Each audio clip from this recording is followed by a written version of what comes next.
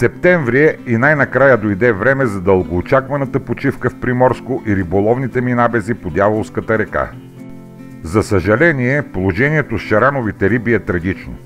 Явно много токи мрежи са играли по реката през годината, та не са оставили дори водна змия в нея. Караагач се оказа забранена със заповед на Яра до 30 септември поради маловодие и мор на рибата в нея. Идеята да се транспортирам надалеч с туристическа лодка по Ропотамо и при вечер да се пребера с последния курс се оказа утопия, тъй като никой лодкар не иска да рискува приближаване до брега. Затова единственият риболов, който ми остана, е търсенето на морски кефал в устието на Дяволската река на плажа. Не че кефала бе навлезнал масово в реката, но чат пат се вадеше по някоя бройка и то добри кефали между 600 грама и кило. Първият ден, някъде към 16:30 часа, си намерих място до един колега руснак, закупил си малка буксониера в Приморско. Отдавна не ми се бе случвало да упражнявам моя безупречен руски, който много прилича на черковно-славянски, но в крайна сметка се разбрахме идеално. Първият кефал хванах още на третото хвърляне и след няколко минутна схватка се оказах крайният победител. След 15 на минути и Саша закачи кефал, който се оказа от онези животни гонещи килограма и създаде достатъчно емоции както за него, така и за нас зрителите. Интересното бе, че тъкмо преди да му клъвне се шегувах, че никой не носи кепче освен мен, но аз бях оставил дръжката му в колата и ме мързеше да хода да я взема. Затова, когато му помогнах да извади рибока, се наложи да проявя завидно майсторство и търпение, за да не го оплаши и да скъса.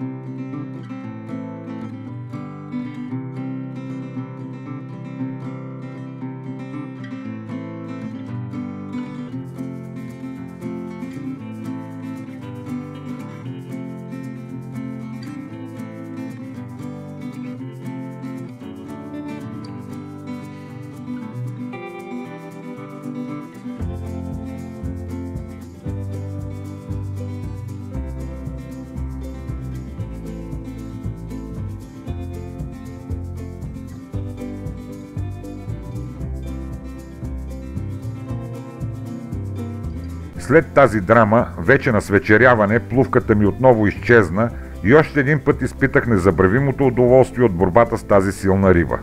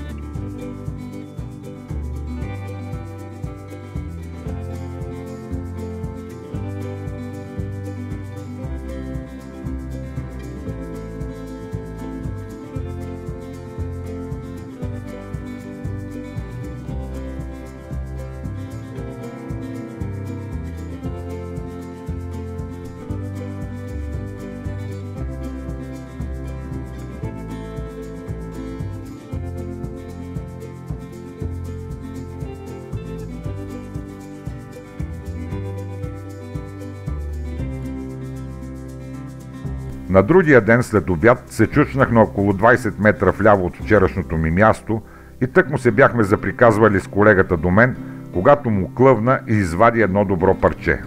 Последва второ такова и трето, при което явно килограмите и силата бяха в излишък, та на 2 метра от брега скъса и изчезна.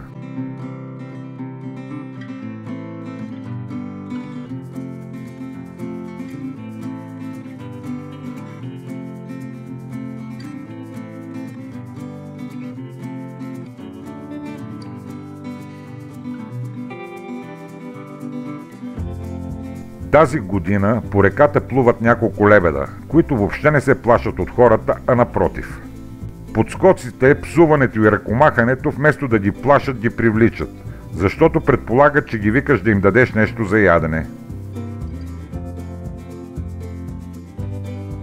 В края на краищата, вече примирен, че тези красиви гасоци са изгонили рибата, с изненада установих, че плувката ми я няма точно до ятото и засекох. Кратка схватка и моят кефал се озова в живарника.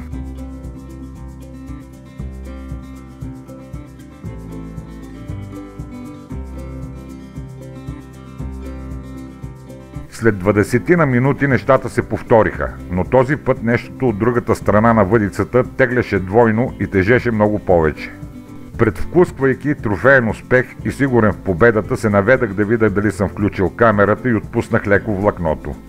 Това бе достатъчно за опитния боец на среща, който успя по някакъв начин да измъкне куката и да ми покаже средна перка.